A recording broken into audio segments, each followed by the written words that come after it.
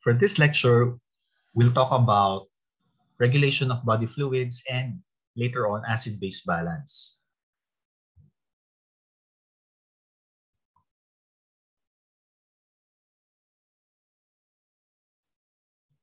Now, typically, 60% of our body weight is water.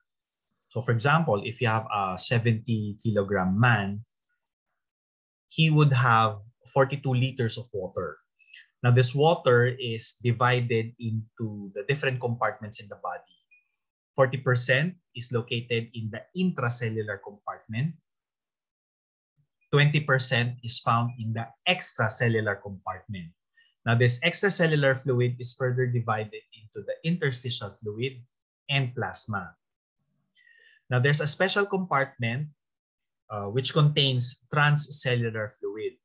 Now, this is also termed the third space. So examples of your third space would be your synovial fluid, your pleural fluid, peritoneal fluid, pericardial fluid, and your cerebrospinal fluid. So collectively, they total around 1 to 2 liters. So the purpose of this fluid is to provide cushion and provide some lubrication for the various organs.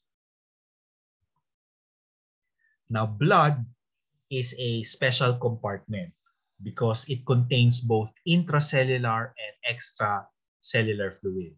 Now, normally, 7% of our body weight would be the blood volume.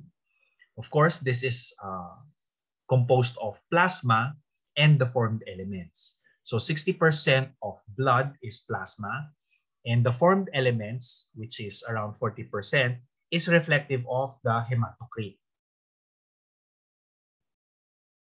Now, in order to maintain homeostasis for our body fluids, typically intake should equal output.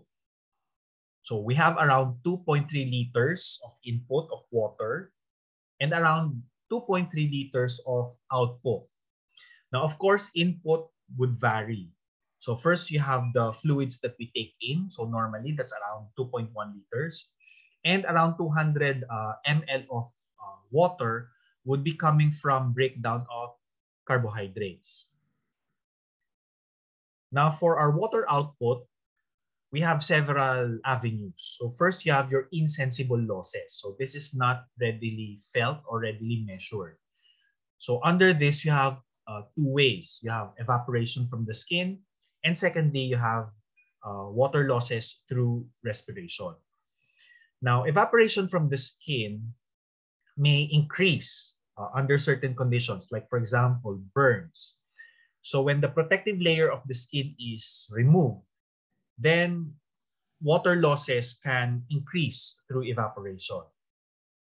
For respiration, when we hyperventilate, so water vapor that is lost through respiration would also increase. Water through sweat can also vary depending on our physical activity and environmental temperatures. For the feces, now diarrhea can actually increase our water output through the gastrointestinal tract. And of course, through the urine output is typically 1 to 1.5 liters a day. And this may also vary depending on the hydration status of the body. So looking at the different compartments, so here in this diagram, take note of the different substances present in the extracellular and the intracellular compartment. So in the extracellular compartment, so primarily you have sodium and chloride with the highest concentration. So take note or recall that sodium is the ion that will determine extracellular fluid volume.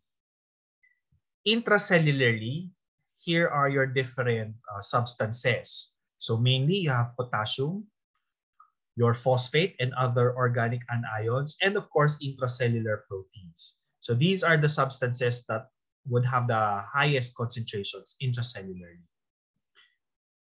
The blue line here will represent the cell membrane. So the cell membrane now would regulate the flux of water going through in and out of the cell. Now, of course, if you will recall, ions will not readily pass through your cell membrane. So the flux of your ions, no, will have to be regulated by various channels and pumps. But for this lecture, we'll focus more on your ions, no, staying in their respective compartments. Now in this diagram, so this will represent the extracellular fluid. This would be your plasma, and this would be the interstitial fluid. So separating the two would be your capillary endothelial membrane or capillary wall. So take note that in the plasma, you have plasma proteins, and your plasma proteins will not be allowed to pass through the capillary membrane. Because of this, since your plasma proteins would carry negative charges, the Gibbs-Donnan effect will be observed. So in the plasma, you have slightly more cations, and the interstitial fluid, you have slightly more anions. So if you look at this table, so here are the different substances, no, present in the body and in their respective compartments. So you have your plasma, your interstitial compartment, and the intracellular compartment.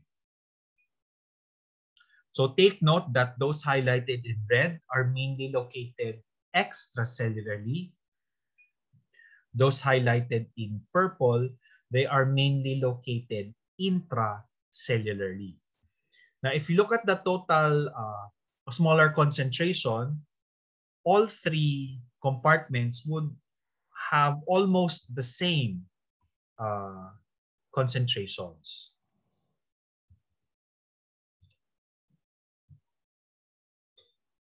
Now let's look at how these compartments are measured. So we use the indicator dilution principle. So for example, if you have a container here and you want to measure the volume of the fluid, what we use is an indicator. Now this indicator would have a known concentration and a known volume. So for example, let's say your indicator is 1 ml with a concentration of 10 milligrams per ml. So you administer that into the volume you want to measure and you allow it to go steady state. And then after a while, you get the concentration. So for example, let's say the concentration would be 0.01 milligram per ml. So using your indicator dilution principle, you can actually calculate for the volume of your fluid. So in this case, that would be 1 liter. Now this principle can be used in order to measure the different compartments in the body. But keep in mind that in order to accurately measure these compartments, the appropriate indicator must be utilized. Now you have several criteria with which your indicator should follow so that you would be able to accurately measure the volume of your compartment. Now, first, your indicator should remain within the compartment you want to measure. So for example, sodium and inulin would measure the extracellular fluid volume because they primarily stay there and they do not enter the intracellular compartment. So that's the first criterion. It should stay within the compartment you want to measure. Secondly, your indicator should be evenly distributed to the compartment you want to measure or within the compartment you want to measure, such that you should be able to, or you would be able to accurately calculate for your volume. And the third criterion is that your indicator should not be metabolized, no, in the compartment you want to measure. So these are the three important criteria with which you would follow in order to use the appropriate indicator. So with that, you can use your indicator dilution principle. Now, as what we've mentioned before, certain factors can affect the flux of water or the exchange of water between compartments. So looking at the plasma and the interstitial fluid volume, since they are limited by the capillary membrane, the main regulator for the exchange of fluid between these two compartments would be the Starling forces. So you have your hydrostatic pressure and your oncotic pressure. Now, of the four Starling forces, your plasma oncotic pressure is the main determinant in the flux of water, no, or the exchange of fluid between the plasma and the interstitial space. Now, for the exchange of water between the extracellular and the intracellular space, this is due to the osmotic effects of solutes, primarily sodium. So take note that the cell membrane is responsible in limiting the flux of these substances. No? So sodium now is the main determinant that will determine your extracellular fluid volume. And take note that all of your compartments should be isotonic with one another. So your intracellular compartment is said to be isotonic with your extracellular compartment. Okay, so having said that, let's review the principle of osmosis and osmotic pressure. So when we talk of osmotic pressure, again, this is the pressure required to prevent osmosis. And osmosis is the flux of water or the movement of water from an area of low concentration to an area of high concentration. And this is dependent on the number of osmotically active particles. No? So for example, you have 1 mole per liter of glucose, sodium chloride, and your sodium sulfate. The greater the number of your osmotically active particles, the greater your osmotic pressure would be. So that would give you a higher osmotic potential or a greater ability to attract water. So comparing the three, sodium sulfate, since in solution, it will dissociate into 2 sodium ions and 1 sulfate ion. You will have 3 osmotically active particles, so it will exert the greatest osmotic pressure, no? Comparing that to sodium chloride or glucose. Now, when we talk of osmolality, this is your osmos per kilogram of water. Your osmolarity is osmoles per liter of water. Now, strictly speaking, osmolality is said to be more constant because this is dependent on the mass of your fluid, whereas osmolarity is dependent on the volume of your fluid. Now, the volume of water is dependent on temperature, such that if you increase the temperature of water, the volume increases. Unlike mass, if you increase the temperature of water, no, the mass of the water stays the same. So between the two, osmolality is said to be more constant. However, in the human body, we typically use the term osmolarity because since our body temperature does not drastically increase in such a way that it would alter the volume of water in our body, so if you read medical books, we typically use the term osmolarity. So again, when we talk of osmotic pressure, no, this is the pressure that is required to oppose osmosis, and this is dependent or directly proportional to the number of osmotically active particles. So again, sodium sulfate would have a greater osmotic pressure compared to sodium chloride, compared to albumin and glucose. Now take note that osmotic pressure is not dependent on the size of the particle, such that if you have the same concentration of albumin and glucose, they would exert the same osmotic pressure, even though albumin is a bigger molecule. So in calculating for your osmotic pressure, we use the Van Hoff's law. And take note, The greater the concentration of your solutes, the greater the osmotic pressure. And 1 milliosmol per liter will exert around 19.3 millimeters mercury pressure. So how do we now calculate your osmotic pressure given a particular solution? So for example, let's say you have NSS. So that's 0.9% sodium chloride. So what would be its osmotic pressure? So in order to solve for that, your 0.9% sodium chloride is your 9 grams of sodium chloride per 100 ml, or this is also 9 grams per liter.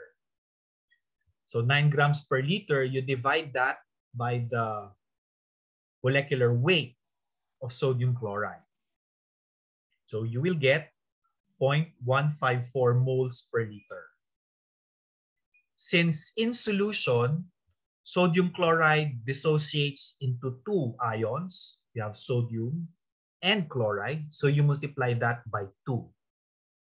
So if your particles dissociate into 3, so you multiply that by 3. So in this case, for sodium chloride, since it will only dissociate into 2 particles, you multiply that by 2. So you will get 0.308 osmoles per liter, or that is also 308 milliosmoles per liter. So to get the pressure, you simply multiply that by 19.3 millimeters mercury. So you'll have a total of 5,944 millimeters mercury. Now, there is a correction factor. So you need to take into account also the osmotic coefficient of your substance, because in solution, although your sodium chloride will dissociate, some of your sodium will still have ionic attraction with chloride. So not all of them will dissociate as sodium and chloride. Some of them will still exist as sodium chloride. So the correction factor for your sodium chloride is 0.93, meaning to say 93% of sodium chloride will dissociate as sodium and chloride, and 0.07 would stay as sodium chloride. So using your correction factor, so that would be 308.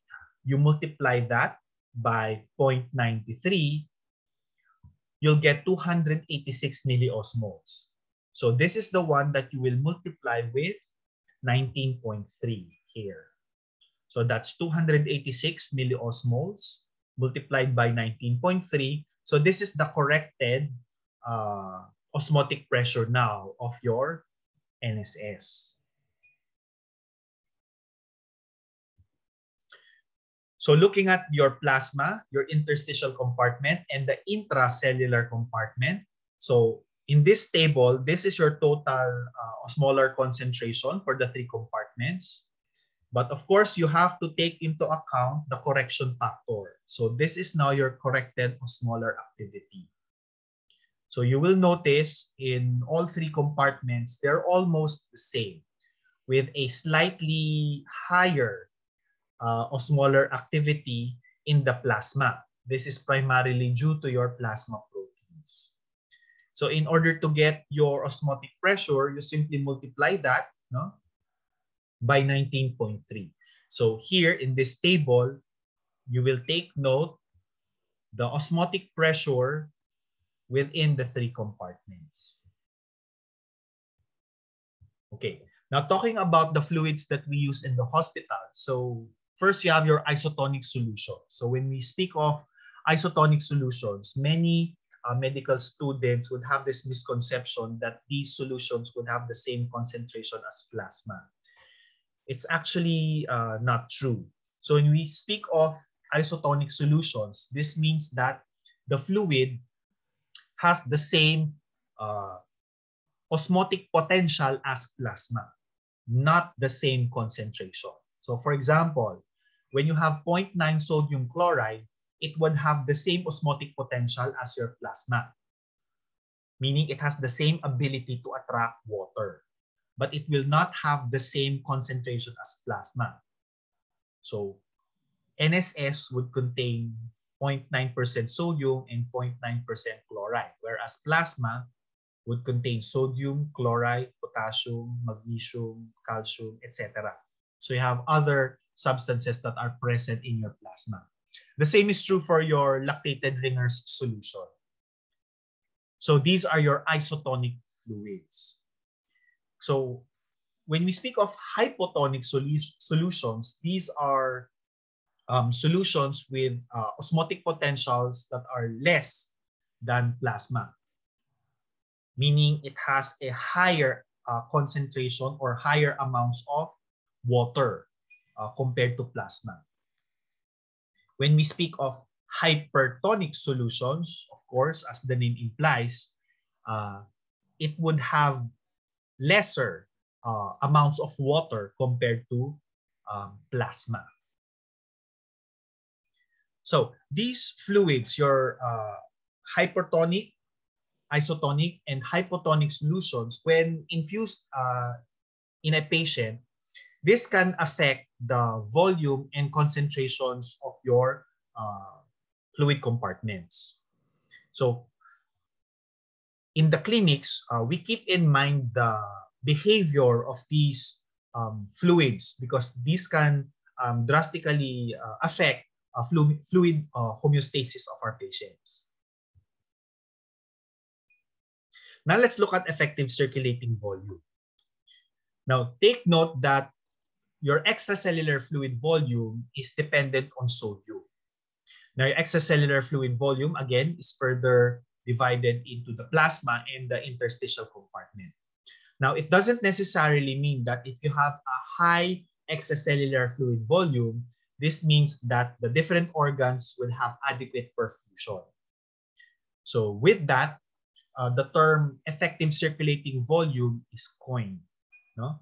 Your effective circulating volume reflects the amount of plasma or blood that is distributed to the different organs. So there are certain conditions that effective circulating volume may be low in spite of an increase in extracellular fluid volume. An example of this would be congestive heart failure. So for example, in long-standing congestive heart failure, there is accumulation of fluid. So the patient might experience edema and the heart does not effectively pump blood. So with that, because of renal compensations, extracellular fluid volume increases. However, the effective circulating volume may go down. Now, this effective circulating volume is regulated or monitored by various pressure sensors in the body.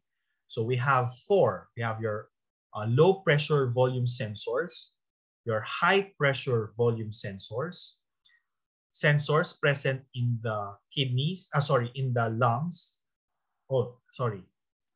Sensors present in the liver and in the central nervous system.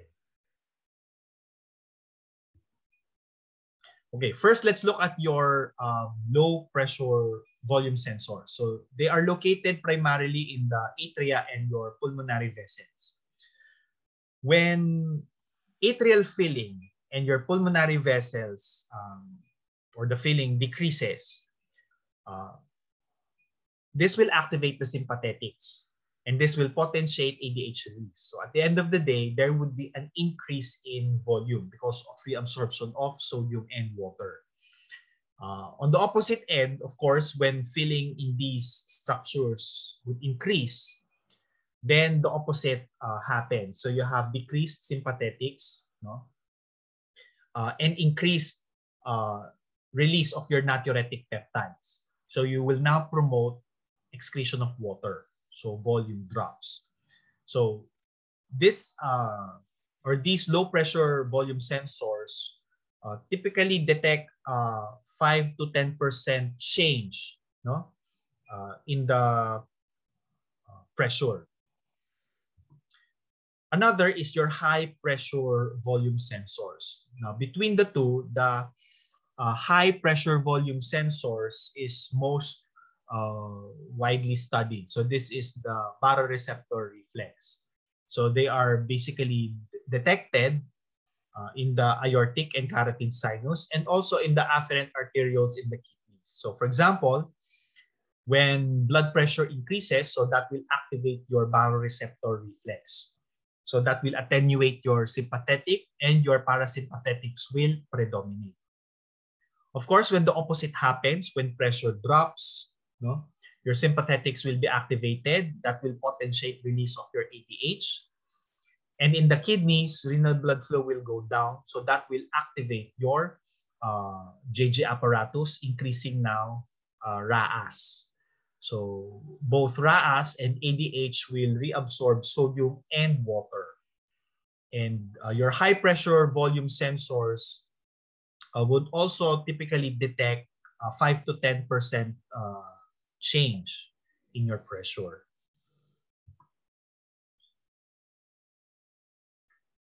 Your hepatic sensors and in the central nervous system, they contain sodium sensors. So once, let's say for example, in the liver, so here, when volume or sodium concentration increases, this will decrease sympathetic activity.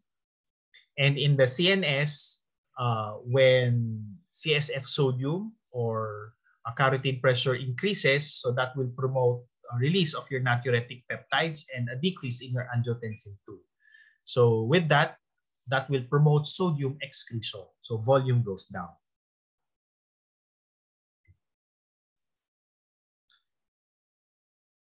So during volume expansion, expect sodium excretion since sodium determines extracellular fluid volume. So with that, you decrease your sympathetic effects, you promote natriuresis, and you decrease ADH and RAAS activation. Of course, when you have volume contraction, expect sodium reabsorption to happen. So the opposite occurs.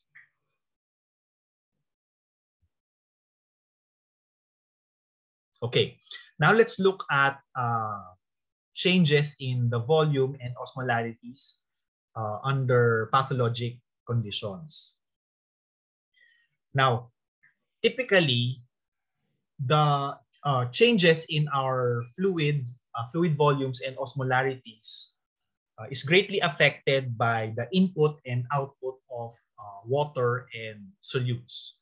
So for example, if you have too much ingestion or too much infusion of IV fluid, so that could potentially alter fluid volume and the concentrations of your electrolytes. No? So other conditions, you have renal problems. So for example, renal pathologies can increase fluid volume and increase concentrations of your substances. Dehydration can decrease your fluid volume and increase solute concentration. Sweating and GI losses would also affect volume and osmolarities. Now, in managing these patients, keep in mind that the type of fluid that we use is important. And take note also that water would readily move across membranes. And take note also that the cell membrane will not allow these solutes to pass through.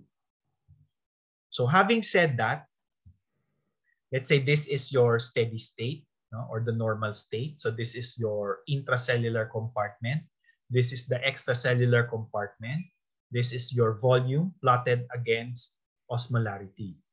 So let's say if you give an isotonic fluid, this would be your result, no? Such that if you look at the tonicity of both extra and intracellular compartments, they would stay the same. The volume of your intracellular compartment would also stay the same, but the volume of your extracellular fluid increases. adding a hypotonic solution that would decrease both intra and extracellular fluid osmolarities. So their osmolarities would go down, meaning they would be more diluted. And the volumes of both compartments would increase. So this is the volume of the intracellular space and the volume of your extracellular space. So take note that water readily enters the cell membrane, increasing now the volume of your intracellular compartment. If you infuse a hypertonic solution, however, take note that the tonicities of both compartments would increase intracellularly and extracellularly. But the volume of your intracellular space would go down because the hypertonic solution would attract water. Water inside the cell would go out. So your intracellular volume decreases, whereas your extracellular fluid volume would increase. Now, certain substances can readily cross your cell membrane, like for example, glucose and amino acids. So when administering IV fluids to our patients, we keep in mind how these substances would be handled by the cell membrane. So for example, for glucose and amino acids, since they readily cross the cell membrane, these are ineffective osmoles. No? They are not able to, or they do not exert osmotic pressure as good as, let's say, sodium. And these solutions must be adjusted to isotonicity and they must be administered slowly. So for example, when you have D5 water, so D5 water is said to be isoosmotic. No? Many students would have this misconception that D5 water is isotonic. It is not isotonic. It is isoosmotic. Because glucose, unlike sodium, glucose enters the cell. And when glucose enters the cell, this will make your fluid hypotonic. No? So when giving your D5 water, it must be administered slowly. No? Or you could add it to other IV fluids and adjust it to isotonicity. So take note that the excess water must be excreted by the body.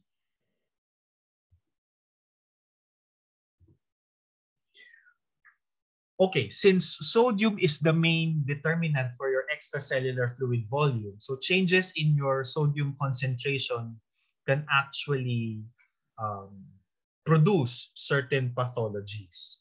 So first, let's look at hyponatremia. So when we speak of hyponatremia, of course, sodium concentration falls below normal.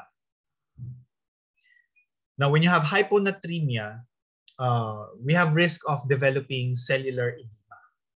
Now, under hyponatremia, you have two types. You have your hyponatremic dehydration and your hyponatremic overhydration. So as the name implies, when we speak of dehydration, other than a decrease in sodium because of your hyponatremia, you also have decreased water content in the body. And here are a few examples. For your hypoosmotic overhydration, so sodium concentration is low, but water content in the body is high. So an example of this would be your SIADH. So this would present with dilutional hyponatremia.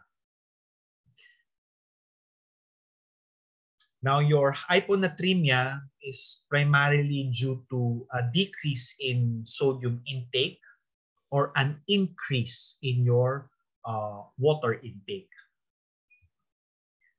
For your hypernatremia, cells would typically shrink.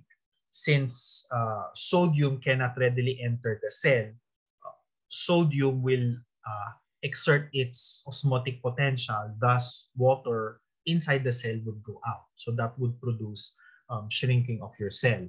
So under this, you have two conditions as well. You have your hyperosmotic dehydration and your hypoosmotic overhydration. So again, as the name implies, when we say dehydration, there is less water content in the body. When we say overhydration, there is increased water content in the body. Now, when we talk of hypernatremia, this is primarily due to water losses. So that will increase your sodium content in the body. Or there is increased sodium intake. So here are a few examples.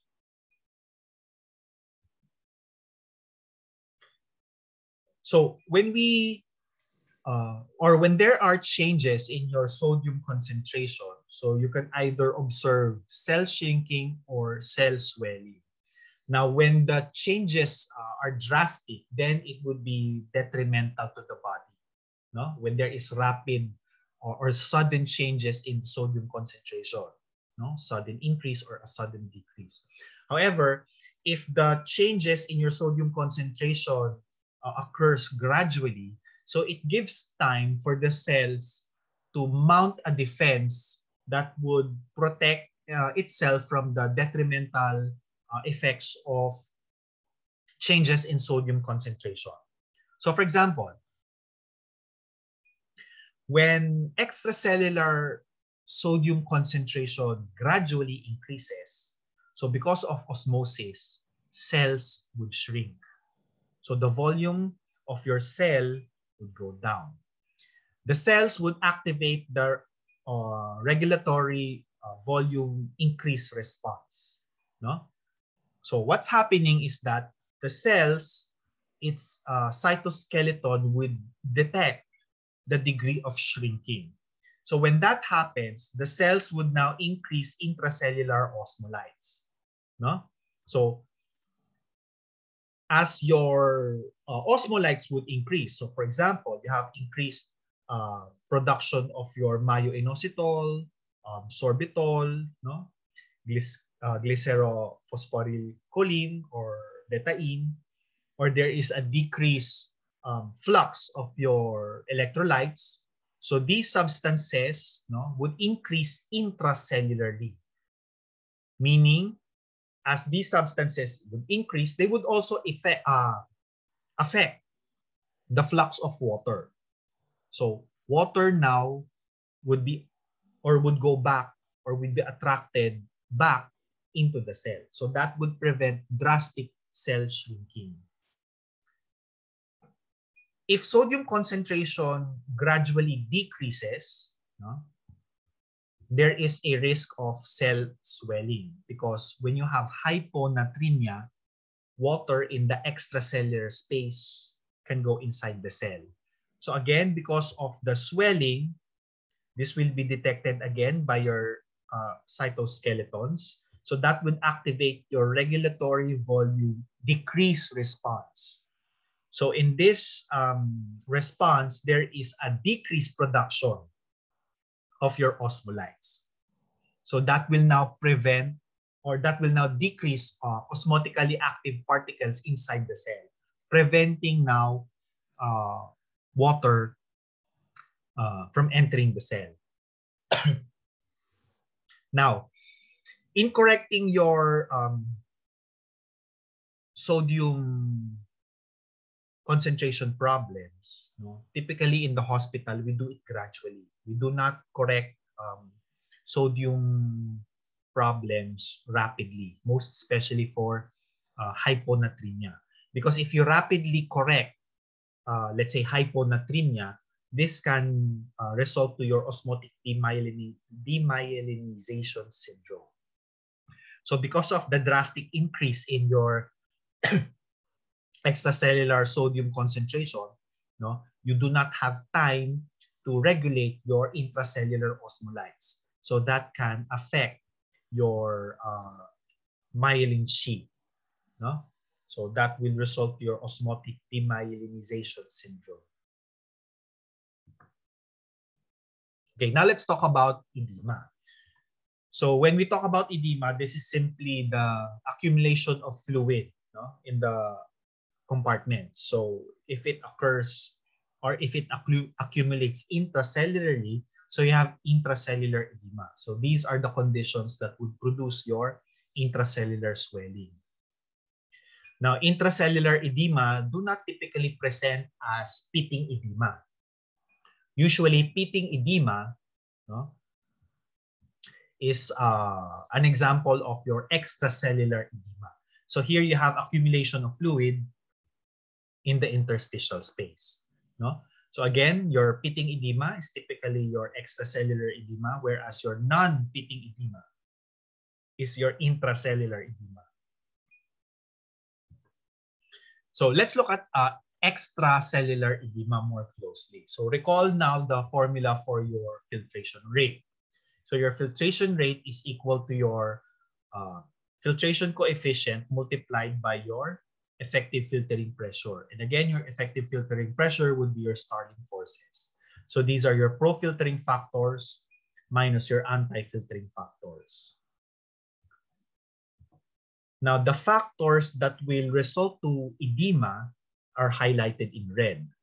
So any problems in one or more of these factors can result to edema. No? So for example, if you have changes in your filtration coefficient, or if your filtration coefficient increases, no, then edema happens. The same is true for your capillary hydrostatic pressure. If you have lymphatic blockade, no, or lymphedema, so that's your lymphatic drainage, or when you have decreased plasma oncotic pressure, then that would affect, no, or that would also result to edema. So that's a drop in your capillary oncotic pressure. So here are a few examples of conditions wherein edema is observed. So take note, here are your factors. So this is your KF. This is your increased hydrostatic pressure. This is your decreased oncotic pressure. This is your KF, no? Increased capillary permeability. And of course, blockage of your lymphatic vessels. So take note that some disease conditions can fall under more than one categories. Like for example, burns. No? So you have decreased plasma proteins because when you damage your blood vessels, plasma proteins can leak out. In the same manner, damaging your blood vessels, no, you increase your capillary permeability. So some disease conditions, no, or some edematous conditions can fall under more than one category. But the body has ways to prevent edema. So you have three factors to do that. You have the low compliance of the interstitium, increased lymphatic flow, and the washdown of interstitial proteins. So under low compliance of the interstitium,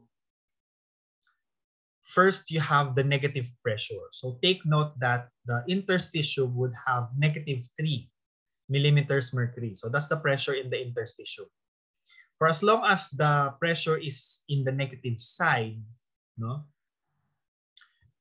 small changes in fluid volume are associated with increased or large changes in interstitial hydrostatic pressure. Meaning to say, the slightest increase in your fluid volume, no, which typically is around 12 liters, the slightest increase will already drastically increase the interstitial hydrostatic pressure. And if you will recall your equation for filtration, increasing your interstitial hydrostatic pressure will prevent, no, water from going into the interstitial space. So this negative pressure acting as a vacuum will give a low compliance, meaning to say the interstitial space, no, is not easily expandable or expansible. The second factor is your interstitial gel. So your gel prevents the flow of your fluid and it will offer some resistance. So this is your compact brush pile, no?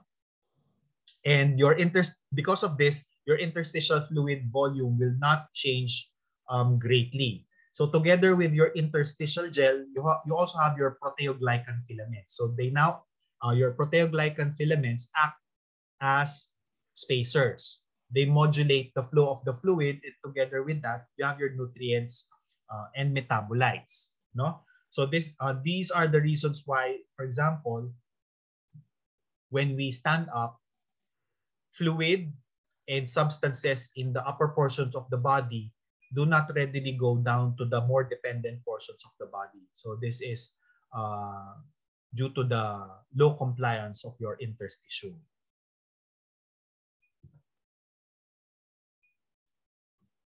So again, take note, the pressure should be negative. If it becomes zero or if it becomes positive, the compliance increases. Meaning your brush piles are pulled apart, so you now have space, and this space will now be occupied by water. So with that, edema happens. The second factor that will prevent edema is your increased lymph flow. So for example, when fluid in the interstitial space increases, then lymphatic drainage would also increase. So this will bring the fluid back to your general circulation. No? So an increase in your filtered fluid increases your interstitial hydrostatic pressure. That will increase your lymphatic flow. So that will provide around 7 millimeters mercury safety factor. The third is the washdown of interstitial proteins. So take note that proteins will exert osmotic potential. So for example, when interstitial fluid proteins are present, then they are handled by the lymphatics. So the lymphatic system will drain these proteins and bring them back to the general circulation. So that decreases now your interstitial oncotic pressure. So that will prevent your edema. No? So that will offer another 7 millimeters mercury pressure. So all in all, you have the three components, no? Or the three factors that will prevent edema: low compliance of the interstitium, offering around 3 millimeters mercury safety factor, increased lymph flow, that's 7 millimeters mercury, and wash down of your interstitial proteins, so that's 7 millimeters mercury. So you now have a total of 17 millimeters mercury. So meaning to say, in order for edema to happen, you need to have an increase of 17 millimeters mercury capillary pressure or more in order for edema to happen. For fluids in the potential spaces, so again, these are your specialized compartments or your third space. So you have your pleural cavity, peritoneal cavity, pericardial cavity, your synovial cavity, etc. No? Now, the fluid within these compartments, they behave like the fluid in the interstitial space. So you have also exchange of water between the capillaries and the potential space. And of course, your lymphatics will also handle excess fluids. And take note also that these compartments would have negative pressure, no? Such that if the pressures would increase, then the fluid in these compartments would accumulate. So for example, in the thorax, you have pleural effusion. In the abdomen, you have ascites. In the heart, no, or in the pericardial sac, you have your cardiac tamponade.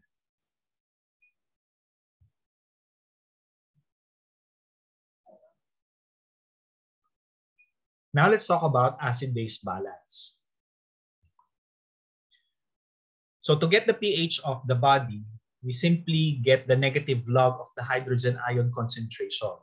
So here, the negative log of 0.0000004 milliequivalents per liter. So that's 7.4. So this is now the pH of the body.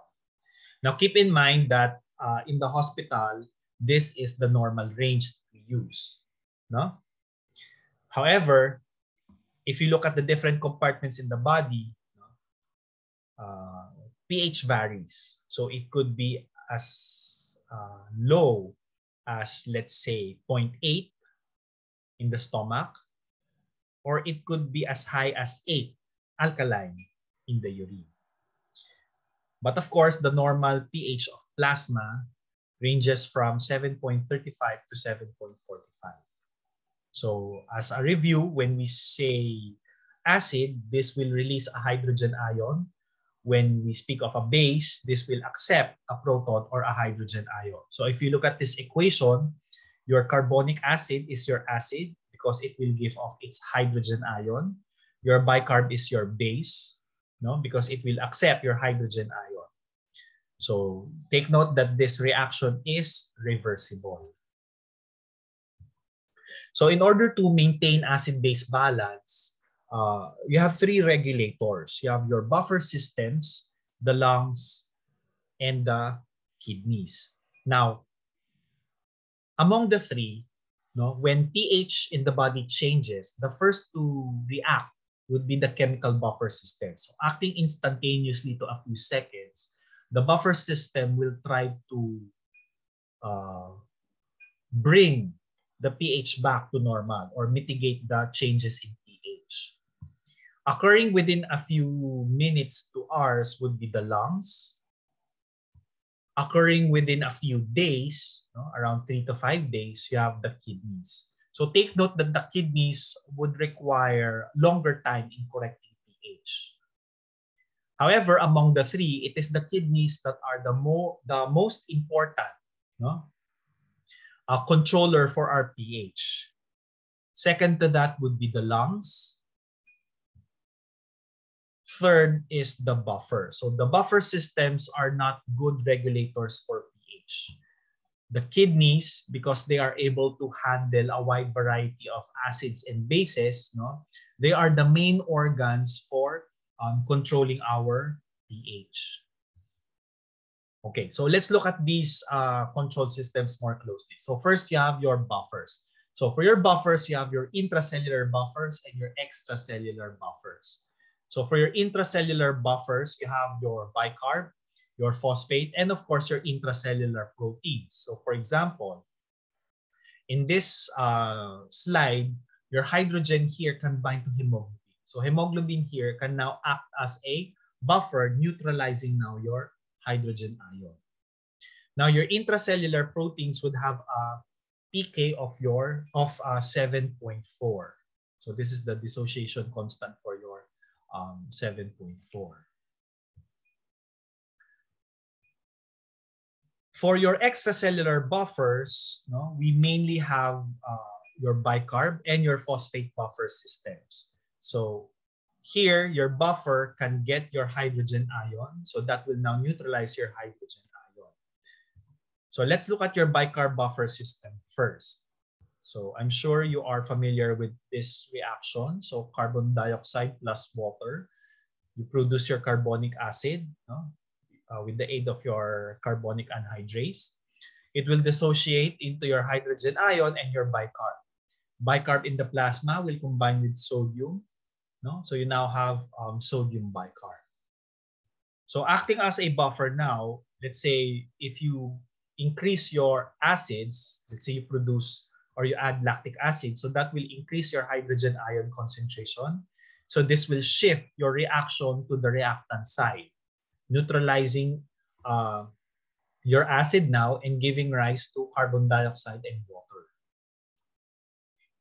In the same manner, if you have an alkali or a base, let's say sodium hydroxide, it will shift your reaction to the product side.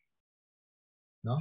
So your hydroxyl ion here will be neutralized by your hydrogen ion. So you now produce water.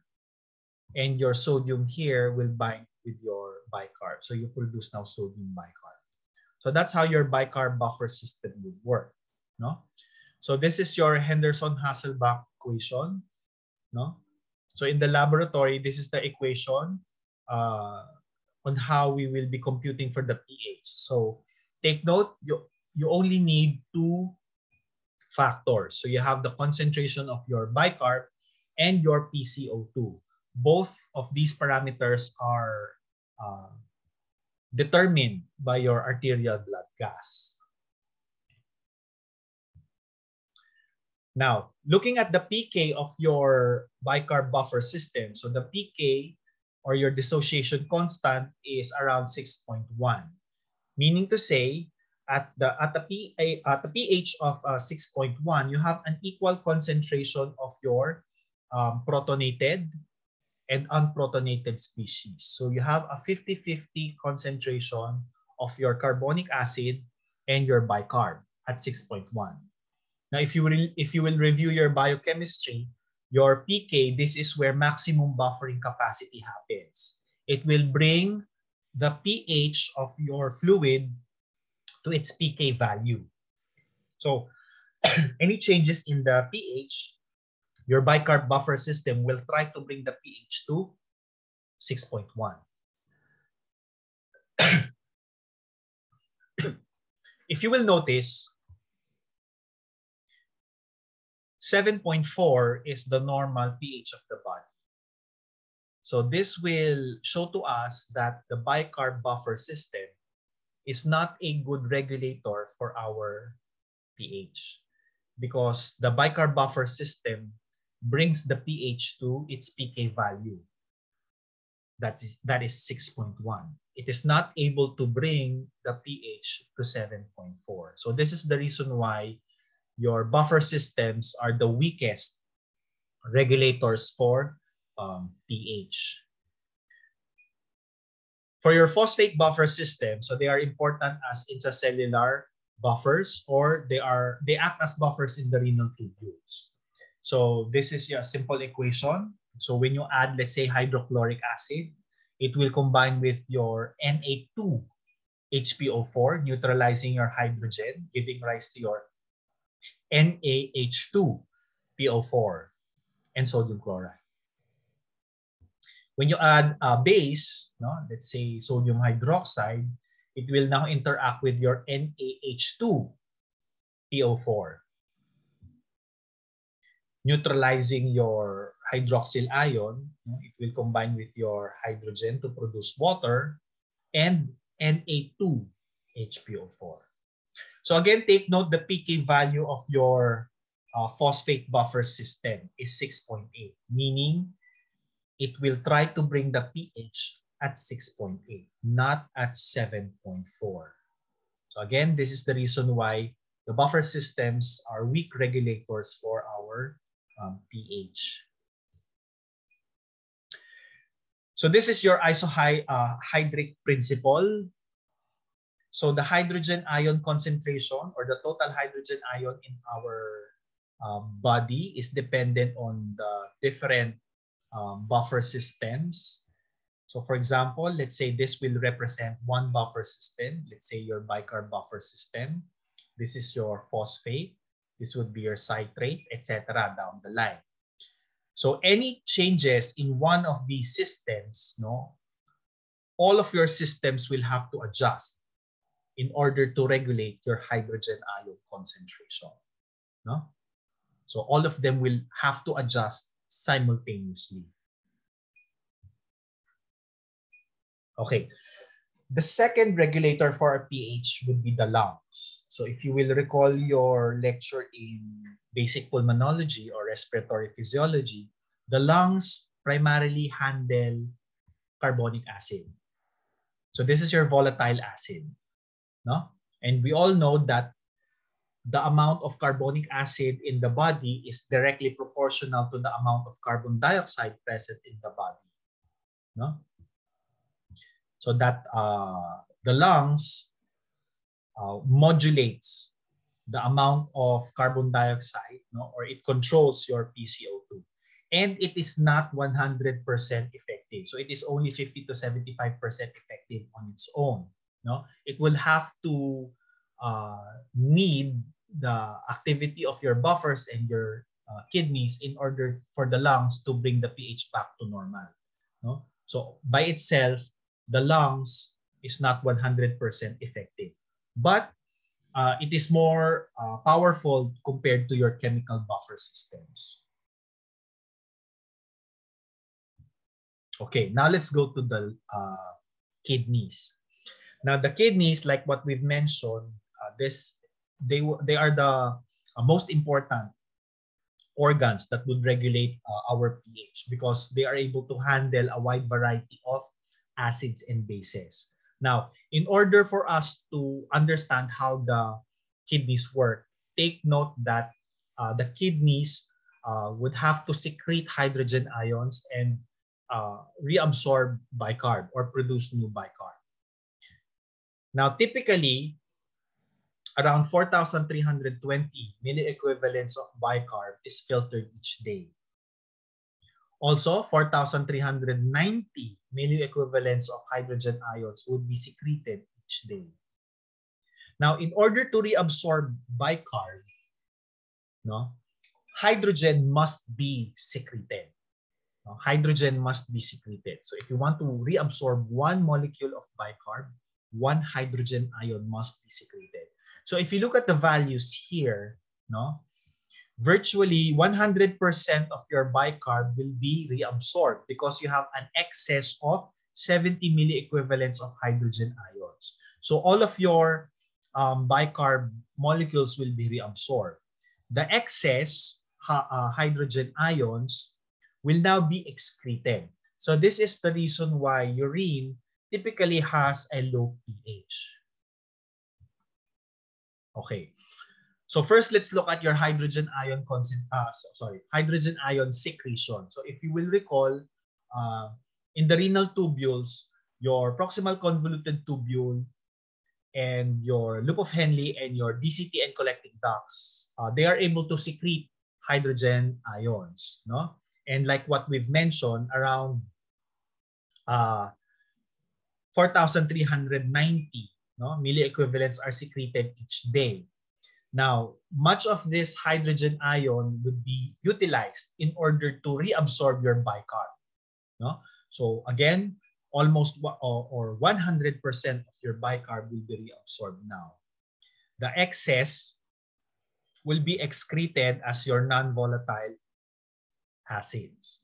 So if you look at the diagram here, so this is the relative amount of bicarb being reabsorbed in the different segments of the nephron. So keep in mind that every time your bicarb is reabsorbed, hydrogen must be secreted. No? Okay. So how does that happen? So let's look at the diagram here. So let's say this is the blood, this is the filtrate, this is your tubular cell. Okay, so this is now a filtered bicarb. No?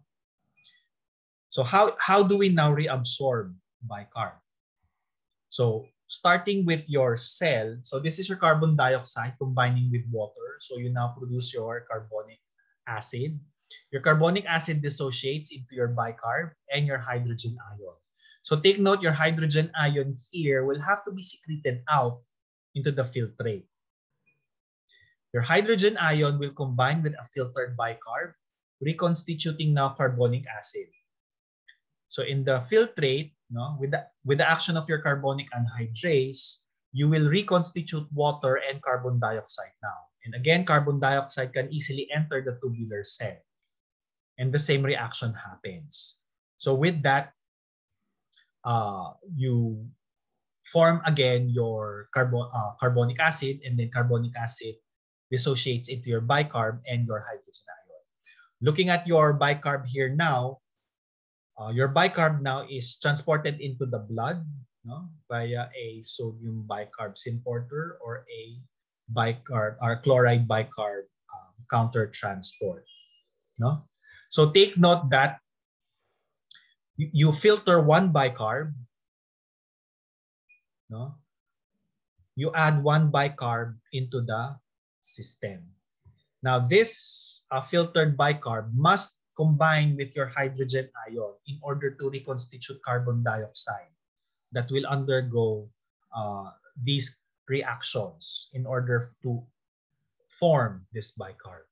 If your bicarb in the filtrate does not interact with your hydrogen, your bicarb is simply excreted. No? It is simply excreted. So the reaction inside the tubular cell will not happen. So there will be no reabsorption of your bicarb. So take note that there is no net gain. One bicarb is filtered, one bicarb is reabsorbed. So you just maintain status quo. So that's how your bicarb is being reabsorbed. So again, in order to reabsorb one bicarb molecule, hydrogen must be secreted. Now, here you have your intercalated cells. Again, you have two types of intercalated cells. You have your alpha and your beta intercalated cell. So this is your alpha intercalated cell. No? Its purpose is to secrete hydrogen ions. So it secretes hydrogen ions out into the filtrate.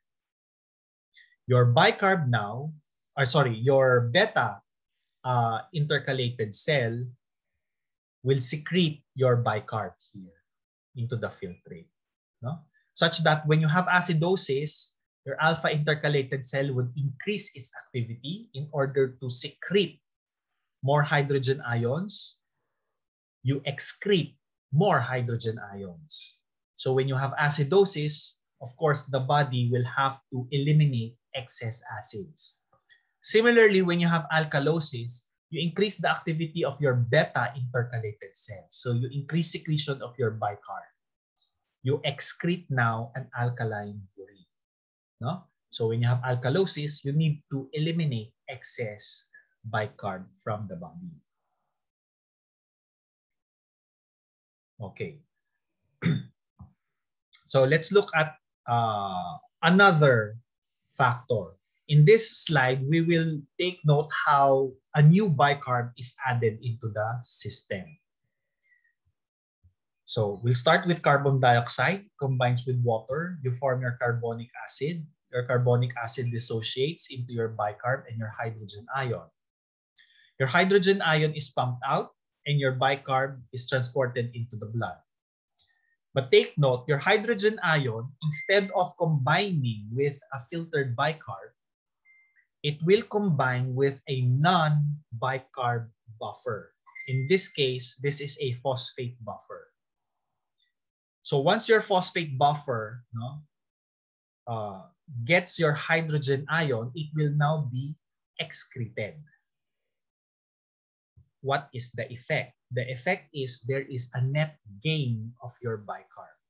No? There's a net gain of your bicarb. So the rule is, if your hydrogen ion binds with a bicarb buffer, this bicarb is simply reabsorbed. There is no net gain, status quo remains. If your hydrogen ion combines with a non-bicarb buffer, in this case, a phosphate buffer, or an ammonia, or urate, or citrate, for as long as your hydrogen combines with a non-bicarb buffer, this is simply excreted. You add a new bicarb into the body. So there is addition of new bicarb. Now, looking at the effect of aldosterone, recall that aldosterone increases the activity of your sodium-potassium pump. And increasing the activity of your sodium-potassium pump increases the activity of your secondary pump. So in this case, this is your sodium-hydrogen countertransport. No? So when hydrogen is being secreted, it can combine with a non-bicarb buffer. What you're essentially doing is you're adding new bicarb into the system or into the body. That's why when you have hyperaldosteronism, alkalosis happens.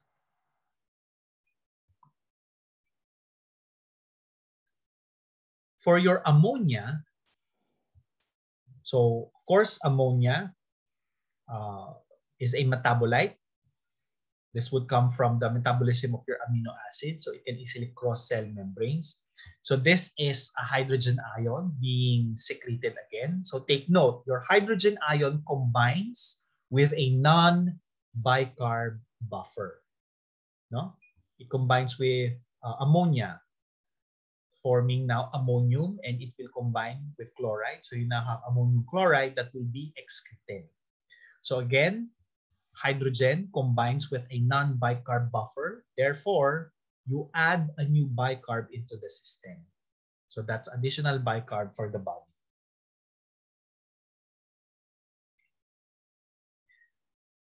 So looking at the handling of ammonia now, so typically you have glutamine when metabolized during acidosis. So you produce more ammonia, which can easily pass through cell membranes. No? So in the filtrate, it will combine with a secreted hydrogen to form ammonium, no? And then eventually ammonium chloride, which is then excreted. No? So take note that when you have ammonium, no, since it is already charged or it is positively charged, it will no longer be able to pass through the cell membranes.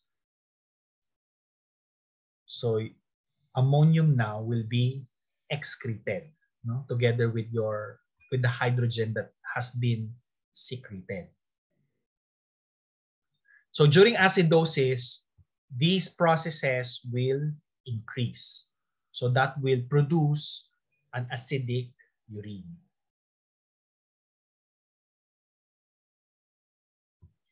Again, during acidosis, your amino acids may be metabolized. So in this case, it's glutamine. Glutamine will be metabolized by the tubular cells. This time, it will produce 2 moles of your ammonium and 2 moles of your bicarb. So when glutamine is being metabolized, you add a new bicarb into the system, no? And you excrete more hydrogen ions. So this process is also accelerated during acidosis.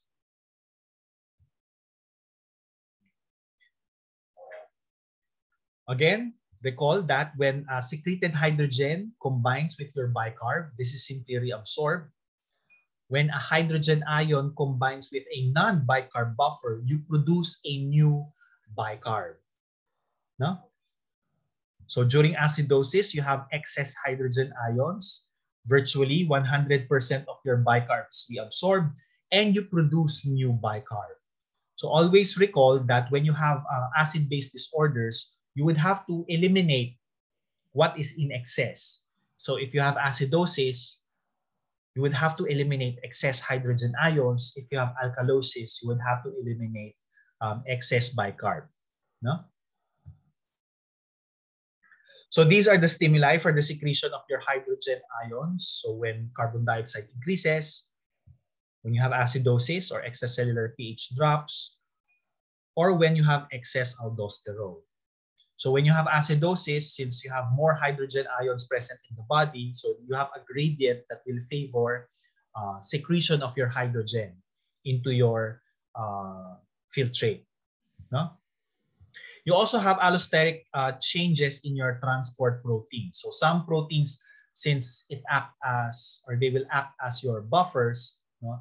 They can neutralize your hydrogen ions. But of course, this is not without consequence. So for example, when calcium is bound to plasma proteins and you have acidosis, your plasma proteins would rather neutralize your hydrogen ions, thus releasing now your calcium. So during acidosis, ionized calcium increases, no? And when you have increased ionized calcium or hypercalcemia, it could produce detrimental effects. You also have regulations of your transporters. So again, depending on the acid-base status, in the case of acidosis, you need to increase secretion of your hydrogen and reabsorption of your bicarb. During volume contraction, hydrogen ion secretion is increased. So these are the different processes that occur. Now, during volume expansion, hydrogen secretion goes down. So the opposite events would happen.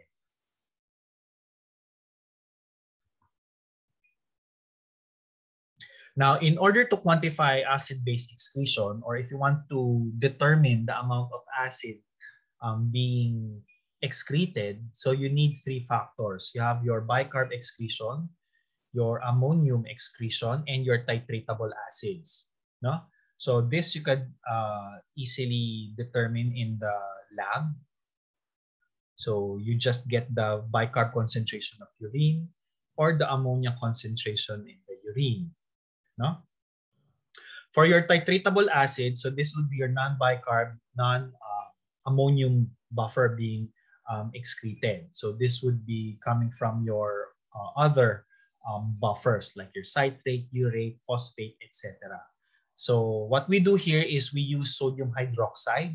So if you will recall your basic chemistry, when you use a burette, no, and you want to determine the amount of acid present in your solution, you utilize sodium hydroxide. So the amount of sodium hydroxide consumed, no, that would neutralize your fluid, this would be reflective of your the amount of acids present. No? So once you have the three variables, so your net acid excretion would be your ammonium plus your titratable acid. So that would be your acids minus your bases. No? So take note that maintaining your acid-base balance, net acid excretion should equal to your non-volatile acid production. So which makes sense. No? So the amount of production should equal to your excretion. If acid excretion increases, then alkalosis could happen. If excretion of acid goes down, then acidosis could happen. So here are the conditions wherein acidosis would occur. So here, take note that acid excretion increases and you add new bicarb to the body. For alkalosis, no, opposite effects.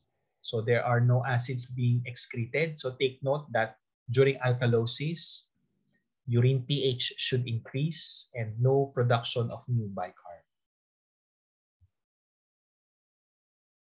So you're familiar with this, no? Classifying simple acid-base disorders. So the first thing that you will look at would be the pH. And then second to that would be your carbon dioxide and your bicarb. So here are the processes that are happening when you have acidosis. So you have more hydrogen ions compared to your bicarb. So expect an acidic urine. So excess hydrogen ion must be removed from the body. No? Virtually 100% of bicarb is reabsorbed and new bicarb is added into the system. No? And of course, the compensation performed by the lungs would be increased ventilation. So you stimulate your respiratory center. For alkalosis, this would be the opposite. So you have excess bicarb. So this excess bicarb must be excreted. So therefore, urine is alkaline or pH is high. No? You retain your hydrogen ions. So no new bicarb is formed. And ventilation decreases. So what the lungs are doing is they're trying to increase carbon dioxide and carbonic acid in the body in order to bring pH back to normal. So again, this is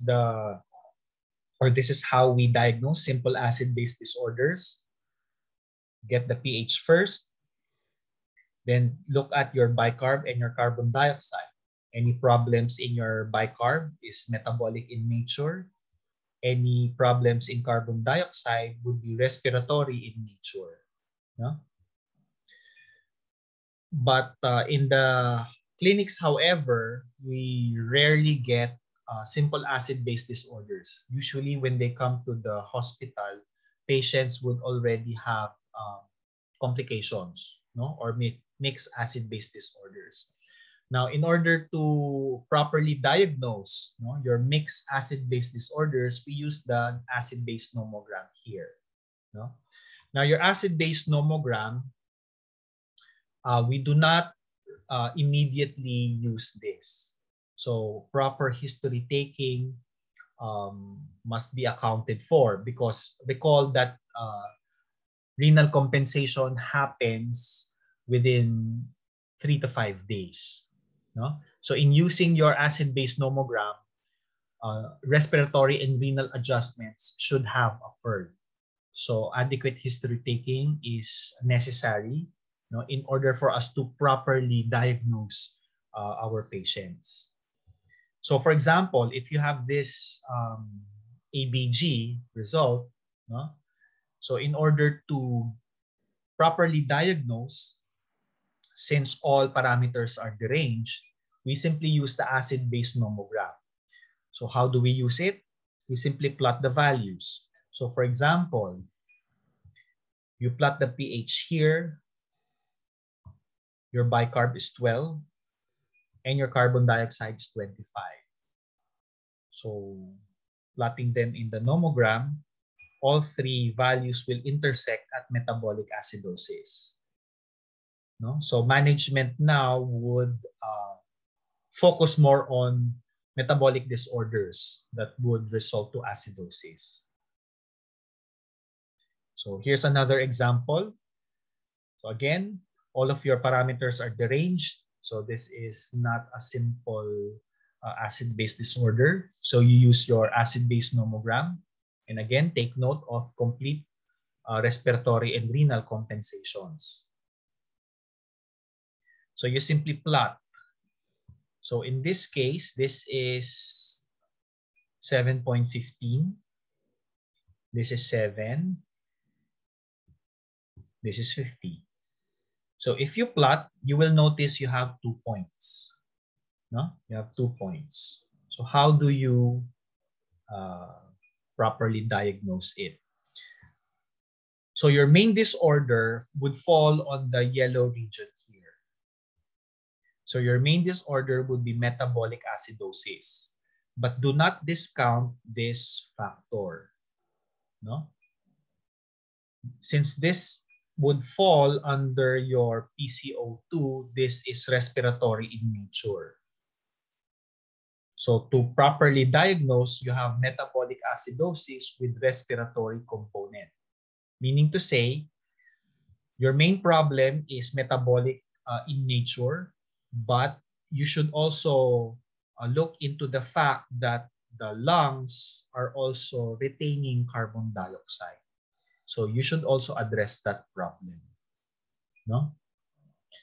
Can this disorder be observed in an actual hospital setting?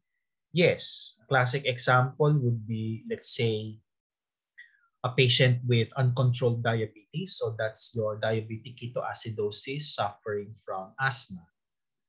No? So that could happen. So this is another example. So if you look at the pH, it's within normal range, but your bicarb and your carbon dioxide parameters are deranged. So this is not normal. So we use the nomogram again, you plot. So 7.4 is here. 30 is here. 60 is there. So again, you plot. So here you have 2 points. So your main problem now in this case is pulmonary in nature. So this is your chronic respiratory acidosis. This is chronic respiratory acidosis. But again, do not discount your metabolic factor. No?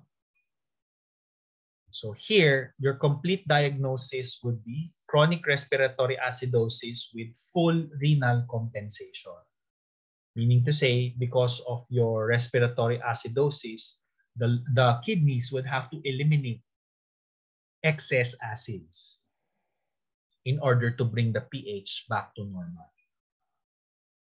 So is this condition normal? The answer is no. Even though the pH is normal, your patient still has a problem. So you need to address your respiratory problem. So to correct your acidosis. Now, another parameter that we use in the hospital is the anion gap. No? Now, theoretically, the body is neutral or has a neutral charge, meaning the plasma has the same amounts of cations and anions to maintain electrical neutrality. Now, of course, you have various cations and anions present in the plasma or in the body. So typically, your sodium chloride and your bicarb, so these are the ions that are readily measured, no, in the hospital. So to calculate for your anion gap, this is simply your cations minus your anions. So that's your sodium minus your bicarb minus your chloride. No? So that's your cations minus your anions. So theoretically, it should be 0. No? So your cations should equal your anions. So to get your plasma anion gap, we simply get the concentrations of your sodium, bicarb, and chloride. No? So for example, here you have 144 milliequivalents, 24, and 108. So you simply plug in the values, you'll get a value of 10 milliequivalents. So this would be now your anion gap. So typically, the normal range for your anion gap is around 8 to 10 milliequivalents, sometimes up to 12, depending on the lab. No?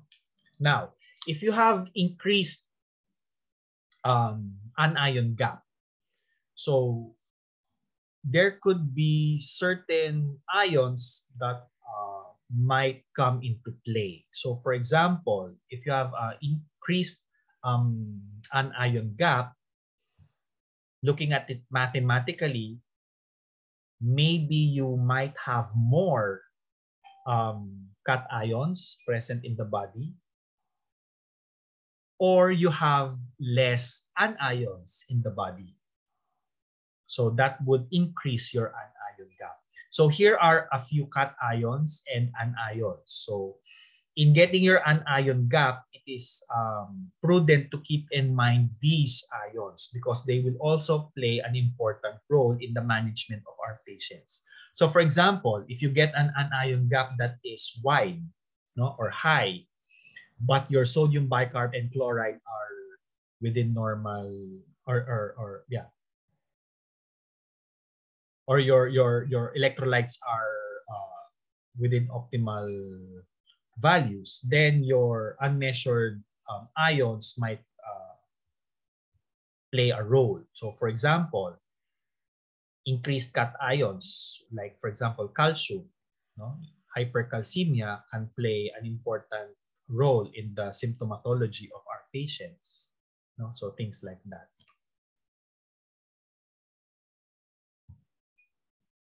Now, in using your anion gap, we typically use this during metabolic acidosis. No? Now, sometimes chloride can increase. No? So, for example, if you get your chloride concentration, so it could increase. Or there is some unmeasured anion that would come into play. So, here are a few examples. So, again, if you have an increased anion gap, no, it may be due to your unmeasured anions or unmeasured cations.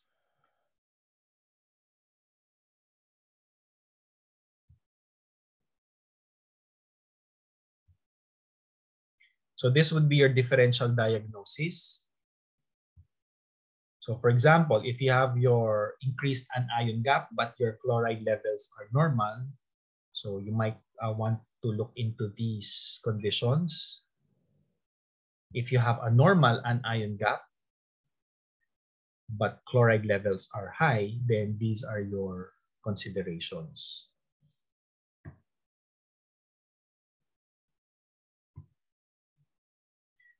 Now, in correcting our acid-base disorders, it is important for us to determine the cause of your disorder. So we must correct your underlying disorder. So if we just keep on correcting the pH, then your disorder would return and would cause more complications. No? For alkalosis, we typically use lysyl monohydrochloride. For acidosis, we either use sodium lactate or sodium gluconate.